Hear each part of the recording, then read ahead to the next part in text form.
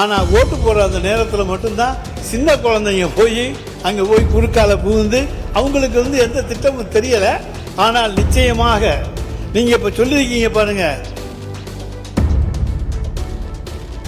தமிழ்நாட்டில் இருக்கிற ஒவ்வொரு தலைமையிலையும் 1,28,000 கடன் விட்டுக்கு போனது நீங்க தான்.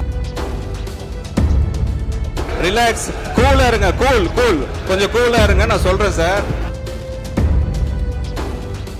அன்பு பேரவைத் தலைவர் அவர்களே, தயவு செஞ்சு எங்களுக்கு எப்படி பேசணும்னு அவங்க சொல்லி தர வேண்டாம். தேவையற்ற சர்ச்சையில தவறுங்க. நீங்க பாருங்க, அடுத்த உறுப்பினர் நான் பேச அழைச்சிருவேன்.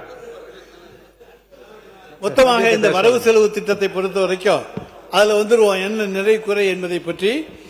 இப்ப இந்த வரவு செலவு திட்டத்தில் 2026-27 இருந்த 3,93,272 கோடி ரூபாயிலிருந்து திருத்த வரவு செலவு திட்ட மதிப்பீடுகள் 2026-27 4,05,802 கோடியாக உயர்த்தப்பட்டிருக்கிறது. அதாவது 12,730 கோடி ரூபாய் இப்ப நீங்க உயர்த்தி இருக்கீங்க. நாங்க போட்ட வரவு செலவு திட்டத்துக்கும் இப்போது இருக்கக்கூடிய வரவு செலவு திட்டத்துக்கும் 12,730 கோடி ரூபாய் உயர்த்தி இருக்கு. ஆனா இந்த உயர்த்துறதோட இல்லாம MGNRGSல வர வேண்டிய தொகை 3,451 கிளைம் பண்ணிட்டு இருக்கோம். மெட்ரோ ரயில் செகண்ட் ஃபேஸ் அதையும் நீங்க கேட்டுட்டீங்க. அது 9,523 கோடி ரூபாய் லோன் வாங்கி கட்டிட்டு இருக்கோம். அந்த பணத்தையும் மத்திய அரசுல கேட்டிருக்கீங்க. அது ஒரு 12,974 கோடி. அப்ப ரெண்டையும் சேர்த்தோம்னா கிட்டத்தட்ட 26,000 கோடி எங்களுடைய பட்ஜெட்டை விட இப்பொழுது நீங்கள் கூடுதலாக செலவுக்கு போட்டிருக்கிறீர்கள். ஆனா சொல்றது நாங்க செலவு குறைச்சலா பண்றோம், நாங்க செலவை குறைத்திருக்கின்றோம். ஆனா இங்க 26,000 கோடி ரூபாய் உங்கள் பட்ஜெட் மூலமாக கூடுதலாக செலவு செய்யப்பட்டிருக்கிறது என்பதை இந்த கவனத்துக்கு கொண்டு வர கடமைப்பட்டிருக்கேன். இன்னைக்கு மகளிர் உரிமை தொகை அதுவும் கிடைக்கல. ஆனால் எங்கே இருக்கிறார் எங்களுடைய தலைவர் என்று கேட்டவர்களுக்கு சொல்லுகிறோம், மகளிர் உரிமை தொகை வாங்குகிற ஒவ்வொருவருடைய உள்ளத்திலும் இருக்கிறார். புதுமை பெண் திட்டம், தமிழ் புதல்வன் திட்டம் இவற்றிலே பயனடைந்திருக்கின்ற பயனாளிகளுடைய உள்ளத்திலே இருக்கின்றார்.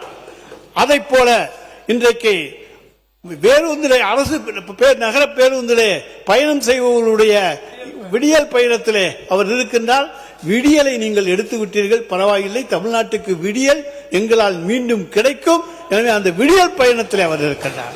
இப்படி ஒவ்வொரு காலை உணவு திட்டத்திலே இருக்கின்றார். இப்படி அடுக்கிட்டே போலாம். அதனால எல்லா வகையிலேயும் தமிழ்நாட்டு மக்களுடைய இதயங்களிலே அவர் இருக்க செய்திருக்கின்றோம். ஆனா ஓட்டு போடுற அந்த நேரத்தில் மட்டும்தான் சின்ன குழந்தைங்க போய் அங்க போய் குறுக்கால புகுந்து அவங்களுக்கு எந்த திட்டமும் தெரியல. ஆனால் நிச்சயமாக நீங்க இப்ப சொல்லிருக்கீங்க பாருங்க, அண்ணன் சீர் அது கொடுக்க முடியாது 832 கோடி ரூபாயில. ஏன்னா 2022-23 மட்டும் நாங்க மூவாலூர் ராமாமிர்தம் அம்மையார், அதை போல முத்துலட்சுமி ரெட்டி அம்மையார் திருமண உதவி திட்டம், இந்த திட்டங்கள்ல கொடுத்த பெண்களுடைய எண்ணிக்கை மட்டும் 1 லட்சம். அப்ப எல்லா பெண்களும் என்று எடுத்துக்கோனா நிச்சயமா 2 லட்சம் 3 லட்சம் பேர் வருவாங்க. நீ தங்க 1,05,000 ரூபாய், உங்க அதிர்ஷ்டம் 1 லட்சத்துக்கு வரட்டும், புடவை 10,000க்கு வரட்டும், 1,10,000 1 லட்சமா ஆக்கினா கூட 2,000 கோடி ரூபாய்க்கு குறையாமல் தாலிக்கு இன்றைக்கு நீங்கள் மாமன் சீர் தருவீர்கள், அண்ணன் சீர் தருகிறீர்களே, அதற்கு வேண்டும். ஆனால் அதற்கு ஒதுக்கி இருப்பது 832 கோடி ரூபாய் மட்டும்தான் நிதியமைச்சர் அவர்களே. அதே போல ஒவ்வொரு சைக்கிள் சொல்றீங்க, அது நாங்க 3,900 ரூபாயில சைக்கிள் கொடுத்தோம். இப்ப சூப்பர் சைக்கிள் கொடுக்க போறீங்க 8,000 ரூபான்னு சொல்றாங்க. அந்த 8,000 ரூபாய் சைக்கிளை கொடுத்தீங்கன்னா அதுக்கு நான் வர்ற பணம் கணக்கு பார்த்துக்கங்க. எதுவுமே நீங்கள் போட்டிருப்பதெல்லாம் அரைகுறையாகத்தான் இருக்கிறது, முழுமை அடைகின்ற தொகை அதிலே கொடுக்கப்படவில்லை. எனவே இந்த பட்ஜெட்ல நீங்க நிதியமைச்சர் சொல்றேன். சீனியர் மோஸ்ட் இந்த ஹவுஸ் அவர் சொல்லியிருக்காங்க, அவங்க தலைவரை எங்கே தேடுவோன்னு சொல்லியிருக்கிறாங்க, எங்கே கண்டுபிடிப்போம்னு சொல்லியிருக்காங்க, எங்கே பார்க்க முடியும்னு சொல்லியிருக்காங்க. மகள் உரிமை தொகையை பற்றி நீங்கள் கேட்டிங்கன்னா தலைவர் நேம் தான் வரும்னு சொல்லியிருக்கீங்க. ஏன் இன்னும் அடிஷ்னலாக ஒன்று நீங்கள் மிஸ் பண்ணிட்டீங்க, தமிழ்நாட்டில் இருக்கிற ஒவ்வொரு தலைமையிலையும் 1,28,000 கடன் விட்டது போனது நீங்க தான். அங்கதான் அவர் தேடணும்னு நினைக்கிறேன் நான். ஒரு ஹெட் கவுண்ட் மேலேயோ 1,28,000 கடன் இருக்கு சார். சார் இது நான் சொல்லல சார். சார் முதல் பொறுமையா இருங்க, ரிலாக்ஸா இருங்க, ரிலாக்ஸ், கூலா இருங்க, கூல் கொஞ்சம் கூலா இருங்க. நான் சொல்றேன் சார். இது சார் அவங்க சொன்னாங்க தான் நான் சொல்றேன். 1,28,000 ரூபாய் கடன் ஒவ்வொரு ஹெட் கவுண்ட் மேலேயும் இருக்க காரணம் ஹிஸ்டரி படிச்சது ப்ரீவியஸ் டிஎம்கே கவர்மெண்ட் மட்டும்தான். அவங்க பினான்சியல் லாஸ் பண்ணது தான், அட்மினிஸ்ட்ரேட்டிவ் கொலாப்ஸ் தான். நாங்க 50 வருஷம் இல்ல சார், நாங்க 50 வருஷம் ஆச்சு இல்ல. ரிலாக்ஸா இருங்க சார். சார் ரிலாக்ஸா இருங்க. நீங்க கத்துறதுனால பிரயோஜனம் இல்ல சார். சொல்றதை கேளுங்க, கொஞ்சம் ரிலாக்ஸா இருங்க. சொல்லிக்கிட்டே இருக்க வேண்டியதான்.